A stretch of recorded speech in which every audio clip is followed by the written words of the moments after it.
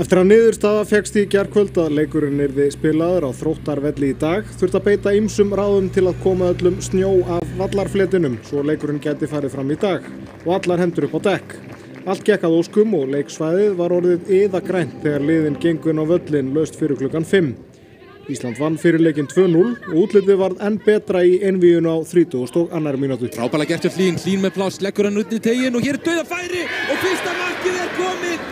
Sveindís Jane Jónsdóttir skorar og Ísland er komið 1-0 yfir. Já, við kannski lítið séð að Sveindís í þessum leik en hins vegar skiptir það engu máli að þarna færum boltan á frábæru stað í teignum, réttu maður á réttu stað og klárar þetta feikilega vel.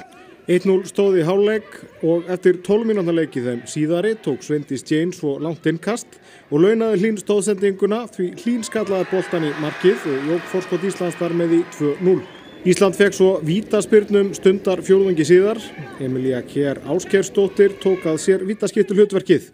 Hún skoraði og þar með var staðan orðin 3-0 Íslandi í hag.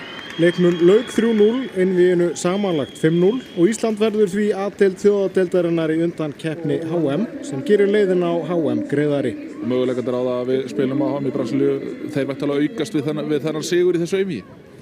Já, það er allavega meiri líkur á því, það er alveg ljóst og við losnum við ákveðina andstæðinga sem ætti að vera kannski erfiðasti parturinn af andstæðingum og gefur okkur betra svigrúm til að komast ákvað.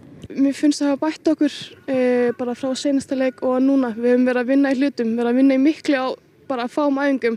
Þannig að það tekur náttúrulega tíma að venjast þessu og líka að fá Óla inn og segja það sem hann vill og geta komið að hjálpa okkur. En mér finnst það bara tekið í mjög vel og sýnum alveg mikið að þessu á vellinum bæði í dag og á föstudaginn.